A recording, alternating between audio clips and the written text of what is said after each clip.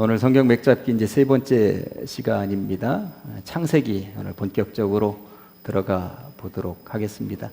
창세기에 대한 내용은 워낙 잘 알고 있기도 하고 또 머릿속에 아브라함부터 야곱, 이삭, 야곱, 요셉에 이르기까지 그냥 뭐 이야기 형식으로 어릴 때부터 가장 많이 들었었던 이야기이기 때문에 그려보기도 하겠습니다만 여러분들이 알고 있는 이야기도 또 혹여 여러분들이 알지 못하고 있는 이야기도 저를 통해서 들으실 수가 있을 것입니다.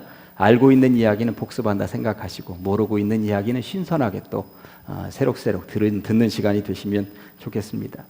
창세기라고 쓰여져 있으니까 세계가 창조된 이야기라고 보시면 되죠. 영어로는 제네시스라고 되어져 있죠. 자동차의 제품 이름도 제네시스라고 하는 브랜드가 있습니다만 하여튼 뭔가의 기원이다, 시작이다, 시발점이다 뭐 이런 내용들을 담고 있습니다. 사실 창세기를 보니까 전부 다 시작과 관련된 이야기들로 되어져 있는 것을 알 수가 있습니다. 천지가 어떻게 시작이 되었는가 그런 이야기도 들어있고요. 이 땅에 죄악이 어떻게 들어왔는가 그런 이야기들도 들어있습니다. 이스라엘 민족의 최초의 조상이 누구인가 그런 조상들의 이야기가 어떻게 전개되는가 하는 것들도 그러고 보니까 창세기라는 이름은 아주 적절하구나 시작이라는 이름은 아주 적절하구나 하는 것을 알 수가 있죠.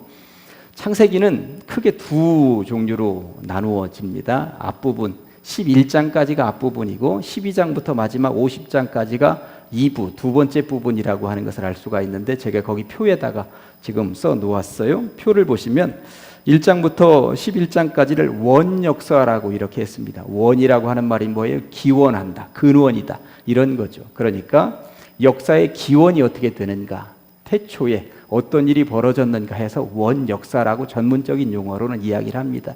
기독교 서적을 읽다가 원역사 이런 단어들이 등장을 할 수도 있는데 원역사라고 하는 단어가 등장을 하면 창세기 앞부분의 이야기, 창조 이야기, 그리고 타락한 이야기, 방주 이야기, 바벨탑을 쌓는 이야기 이 부분까지를 얘기하는 거구나. 이런 정도는 이제 공부하신 분들은 상식적으로 알고 있으셔야 하는 것이죠. 그래서 기원에 대한 이야기, 원역사라고 이야기를 합니다. 두 번째 부분 12장부터 50장까지는 뭐라고 되어 있어요? 족장사라고 해놨습니다. 족장이 뭐예요? 국어사전 찾아보아도 어느 부족의 대장이 족장이라고 되어져 있습니다. 아브라함을 이스라엘 민족의 족장이라고 이야기를 합니다. 그런 부족 족장의 대를 이어서 아브라함, 이삭, 야곱, 요셉까지 그런 족장들이 어떻게 하나님의 뜻을 따라서 살았는가, 하나님의 말씀 따라서 살았는가, 하나님 앞에 어떻게 올곧게 신앙생활하면서 또 때로는 좌충우돌하면서 살았는가 그런 이야기들이 흥미진진하게 들어있는 것을 볼 수가 있습니다. 이러한 내용들에 대해서 약간씩 이제 세밀하게 살펴보겠습니다만 거기 보시면 1장에서 2장까지는 이제 창조 이야기로 되어져 있고요. 그리고 3장부터 5장까지는 인간의 타락에 대한 이야기인데 당연히 아담과 하와 이야기라고 하는 것은 상식적으로 알고 있으실 것입니다. 그리고 6장부터 9장까지는 홍수 심판 이야기니까 노아에 대한 이야기죠. 사실 뒤에 이제 10장을 뒷부분으로 뺐는데 사실 10장은 위에다 붙여도 되고 밑에다 붙여도 되는데 이게 노아의 족보 이야기 10장은. 그리고 11장은 바벨탑 쌓다가 무너져 내리는 이야기입니다. 이런 이야기들을 조금씩 뒤에 덧붙여서 해보도록 하겠습니다. 또 12장부터 50장까지는 아브라함 이야기가 가장 많이 등장할 것 같은데 13장이 아브라함이 주인공으로 나와 있어요. 그리고 이삭 같은 경우는 좀 아쉽긴 한데 너무 작은 분량이 지금 주인공으로 나와 있죠. 2장만 겨우 주인공으로 이삭은 등장을 합니다.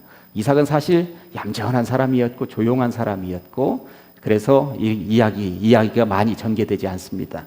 그 대신 야곱은 10장, 요셉은 14장에 걸쳐서 흥미진진하게 이야기가 전개되고 있는데 아브라함의 이야기가 가장 많이 나올 줄 알았더니 누구 이야기가 가장 많이 나와요? 요셉의 이야기가 가장 많이 쓰여져 있구나 하는 것을 그냥 상식적인 선에서 알고 있으시면 되겠고 나중에 아브라함 이야기도 한 2-3시간, 이삭의 이야기는 1시간, 야곱의 이야기나 요셉의 이야기도 2-3시간 길게 하면서 그 족장들이 어떤 일을 했는지 하나님의 역사를 어떻게 이루어갔는지는 나중에 세밀하게 살펴보도록 하시겠습니다.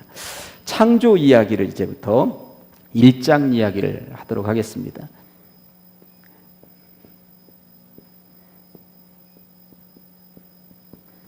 제가 이렇게 해놨어요. 첫째 날은 하나님께서 빛을 만드셨다고 나와 있어요. 빛을 만드셨습니다. 둘째 날은 궁창을 만드셨다고 성경에 나와 있습니다. 하늘 궁에다가 풀창자예요. 그러니까 성경이 궁창이라고 그러면 이게 무슨 시궁창인가 보통 그렇게 생각을 하실 수도 있습니다만 궁창 한문으로 해서 푸른 하늘을 만드셨다라고 하는 것입니다. 그런데 하늘을 나누어서 위에도 물이 있었고 아래에도 물을 만드셨다고 그 창조 이야기에 분명히 쓰여져 있습니다. 위아래 물을 나누셨다고 쓰여 있습니다. 셋째 날은 뭘 만드셨다고 나와 있습니까? 물과 뭇을 나누셨다고 되어져 있죠. 그러니까 바다와 육지로 이렇게 가르셨다라고 하는 이야기. 땅에. 그리고 여기에 식물을 만드셨다고 하는 것입니다. 여기 세 가지만 이제 알고 계시면 그 다음부터는 이게 첫째 날과 넷째 날, 둘째 날과 다섯째 날, 셋째 날과 여섯째 날은 연결이 된다라고 하는 것을 머릿속에다 염두에 두시고 보시면 돼요. 빛을 만드셨는데 넷째 날은 뭘 만드셔요? 해달별, 1월 성신을 만드시는 거죠. 예. 그렇게 빛하고 이렇게 연결이 됩니다. 암송하시기가 굉장히 좋아요. 궁창, 하늘 위에 물과 땅 아래의 물, 어쨌든 하늘을 만드셨는데 요 다섯째 날에는 뭘 만드셨다고 지금 나와 있습니까? 새를 만드셨고 하늘에는, 그리고 여기 물 아래쪽 물에는 바다의 짐승을 만드셨다고 나와 있습니다. 그러니까 이 둘째 날 창조하신 것이 다섯째 날 완성이 되는 거예요. 그리고 이제 셋째 날 만드신 것은 물에는 이미 이제 바다의 짐승이 들어섰으니까 이 무태라고 하는 것은 육지 쪽에 뭐가 생기냐면 육지의 짐승이 탄생을 하고 여기에 사람이 이때 드디어 여섯째 날 만들어진다라고 하는 이야기인 것이죠. 그리고 7일째 날 하나님께서 안식하신다라고 하는 것으로 보시면 되는 것입니다. 이렇게 해서 창조가 완성되었다고 하죠. 간혹 어린아이들을 키우다 보면 초등학교 들어가거나 중학교에 들어갔을 때 창조론에 대해서 이렇게 배우고 나면 학교에서 이제 진화론을 배워요. 진화론을 배우면 아이들이 정말 신앙이 깊다 하는 어린아이들 중에 진화론 배운 거 시험 문제에 진화론에 대해서 나오면 나는 창조론을 배웠기 때문에 진화론을 믿을 수가 없습니다 하고 답을 쓰지 않았다 하는 아이들이 이 나라 대한민국에 몇 명씩은 등장을 합니다. 어떻게 해야 할까요? 네, 어떻게 해야 할까요? 우리는 창조론을 믿으니까 거기다 절대 답을 써서는 안 된다. 이렇게 가르치는 것이 올바른가? 그런데 이렇게 가르쳐야 되는 것이죠. 진화론이에요. 이론. 진화론 학자도 이 학자가 있고 저 학자가 있는 거예요. 진화론에 대해서 그런 학자들은 이런 학설을 내세웠다는 곳에 표를 하는 것이지, 그런 지식의 표를 하는 것이지 진화론을 믿어서 표를 하는 것이 아닙니다.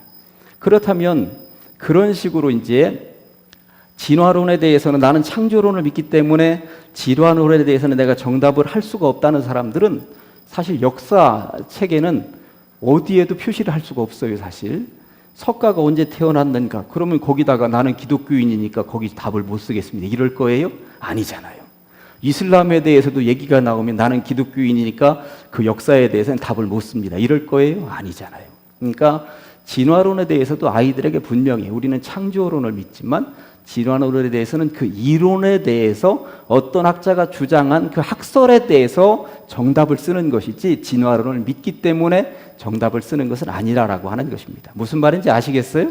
이렇게 아이들에게 명쾌하게 알려주면 된다라고 하는 것입니다.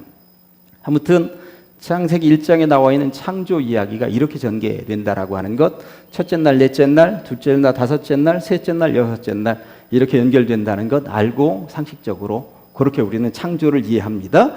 자, 이제 창조 이야기를 통한 몇 가지 가르침에 대해서 살펴보도록 하겠습니다.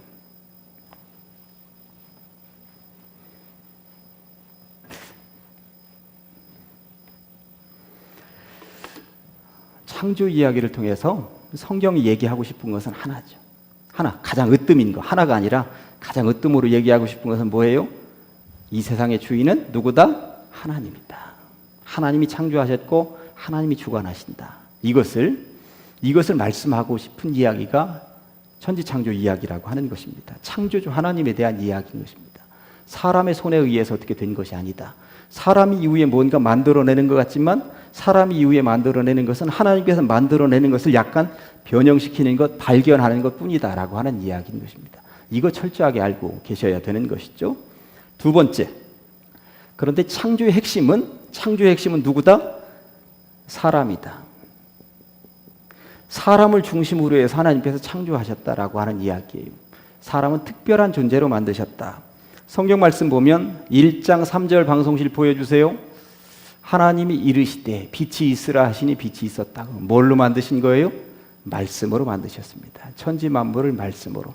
둘째 날도 셋째 날도 넷째 날도 다섯째 날도 여섯째 날 앞부분도 다 똑같아요. 여섯째 날 땅의 짐승을 만드셨을 때도 똑같습니다. 다 말씀으로 만드셨어요. 그런데 중요한 건 사람을 어떻게 만드셨는가. 2장 7절에 보니까 이렇게 되어 있어요. 여호와 하나님이 땅의 흙으로 사람을 지으시고 친히 팔을 걷어붙이시고 흙을 빚어서 사람을 오물딱조물딱 이렇게 만드셨다라고 하는 것입니다. 음식점에 가면 그냥 칼국수보다도 더 맛있는 칼국수는 손칼국수예요. 짜장면 집에 가서도 더 맛있는 것은 손으로 직접 빚어서 만든 짜장면이라고 해서 그런 집들은 손님들이 더 옵니다. 하나님께서 말씀으로만 만드시기보다도 손으로 친히 빚어서 만드셨다. 그게 바로 나다라고 그러면 나에 대한 존재가 얼마나 특별한 것인가라고 하는 것을 알 수 있죠. 더 특별하다. 더 특별하게 만드셨구나. 주님의 온기가 여기에 들어있구나 하는 것을 우리가 알면서 살아가. 이게 얼마나 특별한 존재인가라고 하는 것입니다. 친히. 두 번째는 제가 볼 때 이게 창조 순서에 보니까 사람이 어디에요? 마지막에 만들어졌다고 하는 것이 이게 아주 중요한 것입니다. 여섯째 날 마지막에.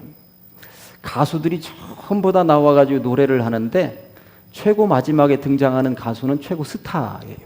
조용필이가 1번 나오거나 중간쯤 나오는 거 나는 본 적이 없어요. 항상 제 스타는 마지막에 나옵니다. 그러니까 사람 창조도 처음부터 쭉 만들다가 마지막에 사람을 만드셨다라고 하는 것, 사람에게 필요한 것을 하나하나 다 만들어 놓으시고 사람을 마지막에 이 필요한 곳에서 네가 살아라 이렇게 만드셨다라고 하는 것입니다. 이게 사람을 얼마나 소중하게 여기셨는가라고 하는 것을 알 수 있습니다. 그만큼 사람이 소중한 존재였다라고 하는 이야기인 것입니다. 그 다음에 하나 더, 세 번째. 그런데 다른 것을 다 이렇게 만들어 놓으시고 사람을 이렇게 만드셨다라고 하는 것이 사람이 참 스타다. 사람을 중심으로 해서 뭔가 다 여건을 조성해 준 이후에 사람을 여기다 보내주셨다라고 하는 의미도 있지만 다 만들어 놓으시고 사람을 만드셨다라고 하는 것은 사람에게 제가 볼 때는 이런 의미를 담고 있는 것 아니겠는가. 겸손해라. 왜 그럴까요? 파리 모기 그 지겨운 것도 사람보다 형이야 보니까. 그죠? 사람보다 먼저 만들어졌어요. 쥐새끼 한 마리도 사람에게 있은 그게 형이야 보면 내가 보니까. 사람보다 더 먼저 만들어졌어요. 그러니까 사람은 어디다 고개 들고 다닐 존재가 못 돼. 모든 천지 만물을 보면 다 형이라고 고개를 숙여야 되는 거예요. 누구에게나. 겸손해라. 겸손해라. 나무 한 그루에도 풀 한 포기에도 꽃 한 송이에도 그 어느 것에도 사람은 겸손해라. 늘 겸손하시기를 간절히 소망합니다. 천지 만물 속에 이런 의미가 담겨 있지 않을까 보니까 친히 손으로 빚으셨어. 이 좋은 존재. 모든 말, 다른 것은 말로 그냥 했는데 친히. 두 번째, 모든 필요로 하는 것들 다 해놓고 사람만 들어와서 거기에 들어 살 수 있도록 집에다가 모든 집기부터 다 준비해놓고 너 사람만 들어와서 살아라. 이런 거 아니겠어요? 이게 그만큼 사람이 소중한 존재였다라고 하는 것입니다. 그러면서 한 가지 경고의 메시지, 겸손해라. 그렇게 말씀하고 계신 것은 아니겠는가 하는 생각이 듭니다. 자, 그 다음에 세 번째 거기 써놨죠? 근데 중요한 건 창세기를 읽으면서 창세기가 과학책이 아니라는 이야기예요. 과학서적을 옆에다 놓고 창조 이야기가 이 과학책하고 어떻게 딱 맞아 떨어지는가를 살펴보려면 전혀 맞지 않을 수도 있다라고 하는 이야기인 것입니다. 창세기는 과학책이 아닙니다. 사실 성경 이야기를 과학적으로 풀어가려면 안 맞는 것들이 분명히 있습니다. 기적을 과학적으로 풀어가겠습니까? 성령을 과학적으로 풀어가겠습니까? 부활을 과학적으로 풀어가겠습니까? 그러니까 과학적으로 맞지 않을 수도 있다. 과학책으로 증명이 안 되는 것들이 부지기수로 많이 있다라고 하는 것을 분명 인정하면서 창세기를 읽어내셔야 한다라고 하는 이야기입니다. 과학책이 아니라면 성경은 무슨 책? 신앙 고백책입니다. 신앙적으로 고백한 책이라고 하는 것. 이걸 분명히 알고 읽으셔야 되는 것입니다.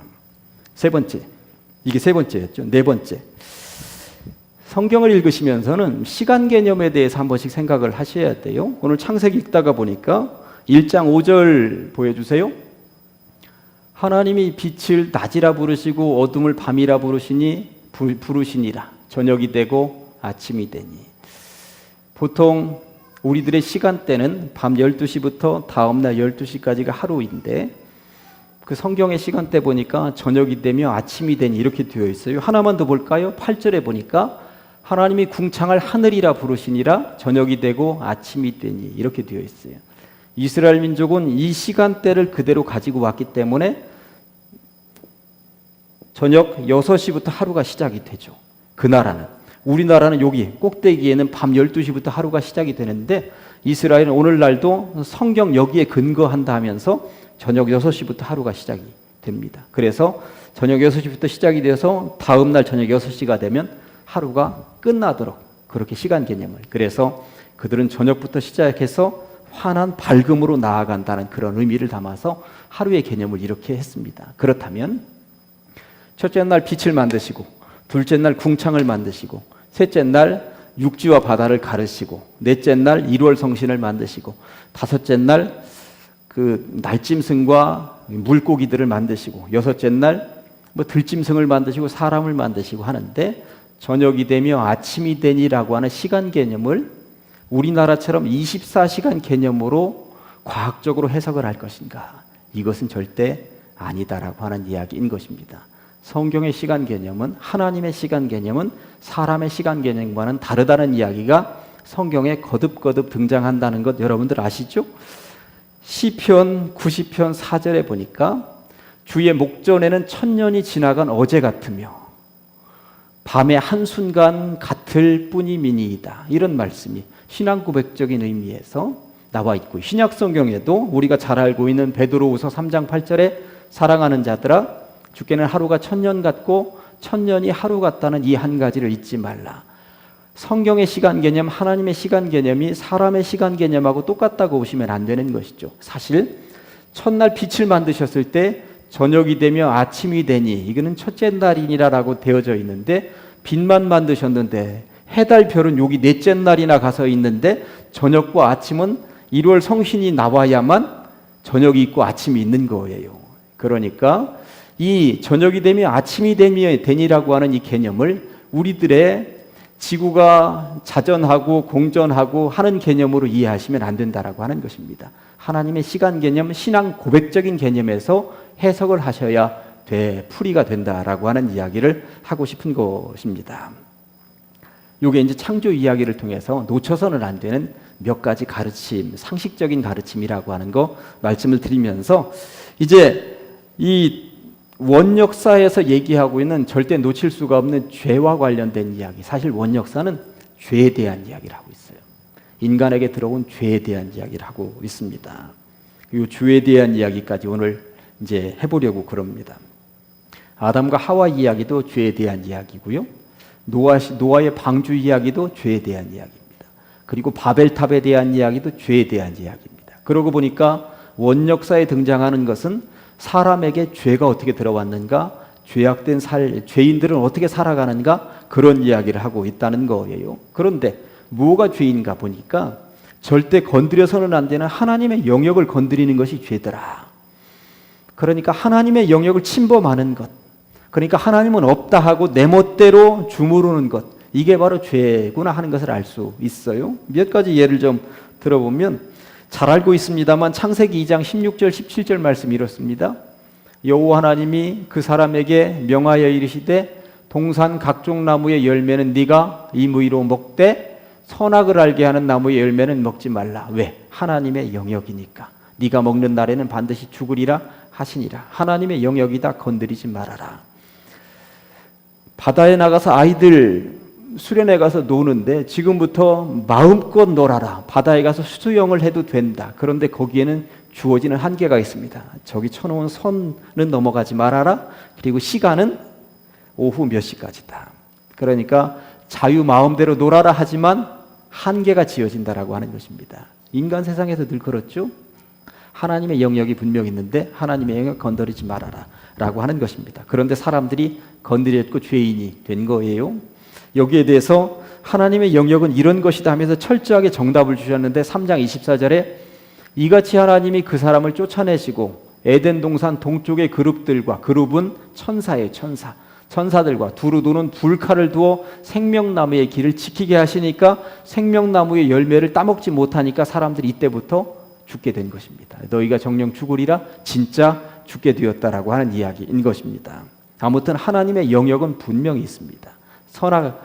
이 에덴 동산의 이야기를 통해서 이것을 분명히 말씀하고 싶으셨던 거죠. 두 번째, 노아 시대에도 죄악이 가득 찬 세상을 6장 5절에서 이렇게 말씀하고 있습니다. 여호와께서 사람의 죄악이 세상에 가득함과 그의 마음으로 생각하는 모든 계획이 항상 악할 뿐임을 보셨다고 나와 있습니다. 죄악이 가득한 세상은 뭐예요? 하나님을 인정하지 않는 세상이죠. 내 멋대로 하나님 없이도 살 수 있다고 주장하는 자기 멋대로의 인생입니다. 이때 하나님의 방법, 하나님의 영역은 뭐였어요? 6장 14절에 너는 고페르 나무로 잣나무 비슷한 나무입니다. 너를 위하여 방주를 만들 때 방주에 대해서는 좀 이야기를 좀 해야 될 것 같습니다. 이게 얼마나 놀라운 하나님의 영역인지.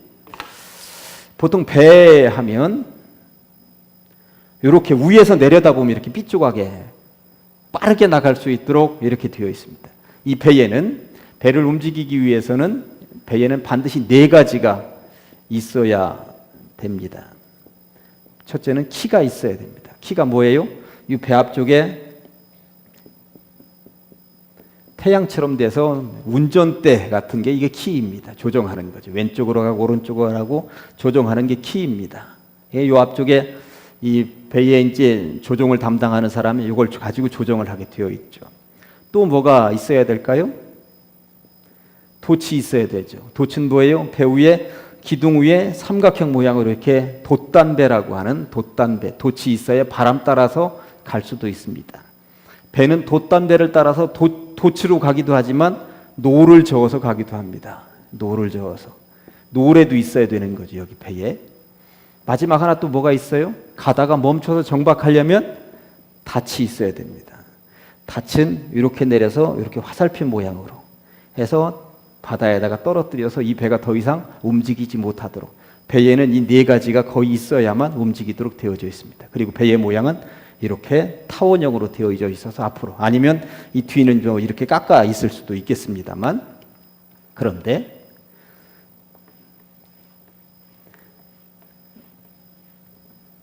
노아의 시대에 범죄한 이후에 방주는 이렇게 생겼습니다. 방주라고 하는 말의 원어는 뭐냐면 그냥 네모 상자예요. 네모 상자.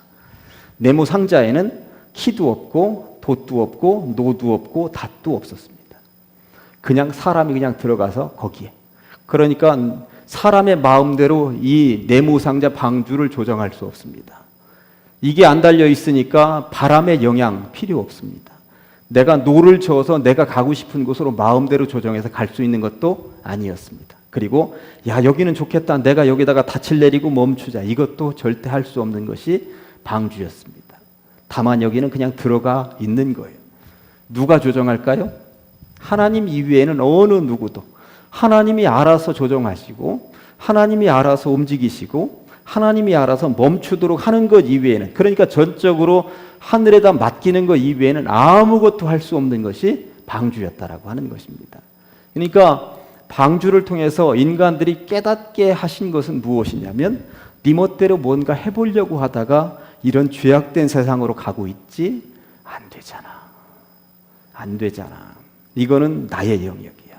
그러니까 하나님께 맡긴다라고 하는 것이 무엇인가? 그래서 구약 성경에는 읽어보면 하나님께 맡긴다는 말씀이 굉장히 많이 나오는 거예요. 정말 맡긴다라고 하는 것이 무엇인가? 방주 요거 하나만을 가지고도 우리 인간들이 배울 수 있는 진리는 엄청나다라고 하는 것을 여러분들 기억하시면서 아무것도 없는, 배에 필요한 아무것도 없는 오로지 네모 상자, 인생은 때로 네모 상자에 놓여 있는 것처럼 살 필요가 있구나. 전적으로 하나님이 진두지휘하시도록, 하나님이 가라 하면 가고 하나님이 멈추라 하면 멈추는 것, 이게 방주의 의미입니다. 아멘. 예. 마지막 하나 더, 이 부분은 이야기가 좀 길어서 다음 주에 해야 될 것 같긴 한데 오늘 잠깐 맛배기로만 보도록 하겠습니다. 바벨탑을 쌓아요. 바벨탑을 쌓는데 11장 4절에 보니까 말씀이 이렇게 되어 있어요. 또 말하되 자 성읍과 탑을 건설하여 그 탑 꼭대기를 하늘에 닿게 하여 우리 이름을 내고 온 지면에 흩어짐을 면하자 하였더니, 이렇게 되어 있습니다. 저는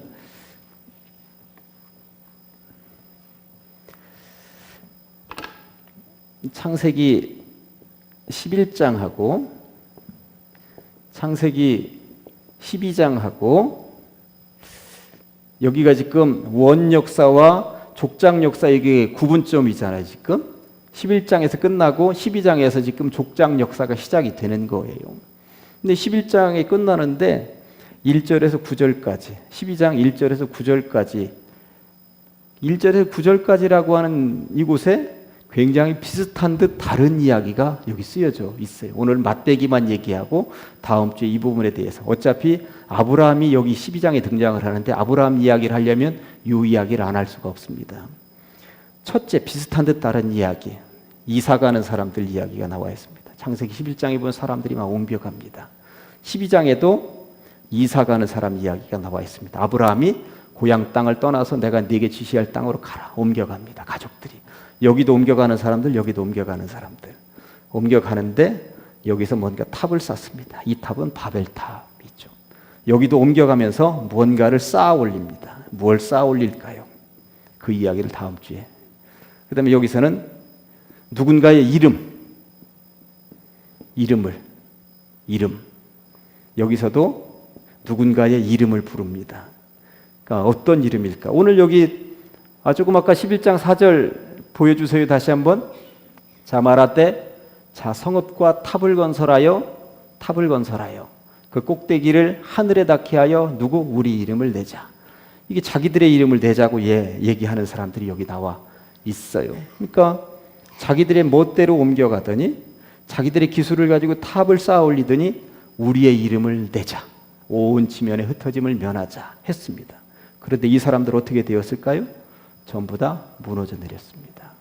그리고 우리 이름 내자 했는데 바벨탑을 쌓았었던 사람들의 이름을 한 명이라도 알고 있는 사람이 있으면 손 들어보세요. 한 명도 남겨져 있지 않습니다.